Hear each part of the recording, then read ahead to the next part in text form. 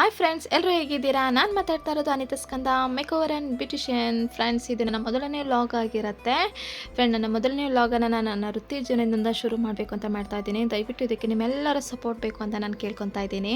Friends, ನೀವು ನೋಡ್ತಾ ಇದ್ದೀರಾ, ಮೇಡಮ್ ಅವ್ರು ನನ್ನಲ್ಲಿ 3 ಮಂತ್ಸ್ ಬ್ಯೂಟಿಷಿಯನ್ ಕ್ಲಾಸಸ್ಸಿಗೆ ಅವರು ಜಾಯ್ನ್ ಆಗಿದ್ದಾರೆ. ಅವ್ರು ಬಂದು 15 ಡೇಸ್ ಆಗಿದೆ ಅಷ್ಟೇ. ಫ್ರೆಂಡ್ಸ್ ನೋಡಿ, ಎಷ್ಟು ಚೆನ್ನಾಗಿ ಅವ್ರು ಔಟರ್ ಲೈನ್ ಹಾಕಿದ್ದಾರೆ ಅಂತಂದರೆ ಪರ್ಸ್ನಲಿ ನನಗಂತೂ ತುಂಬ ಖುಷಿ ಆಯಿತು. ಫ್ರೆಂಡ್ಸ್, ಕಲಿಕೆ ಅನ್ನೋದಕ್ಕೆ ಯಾವುದೇ ರೀತಿಯ ವಯಸ್ಸಿನ ಮಿತಿ ಅನ್ನೋದಿರೋದಿಲ್ಲ.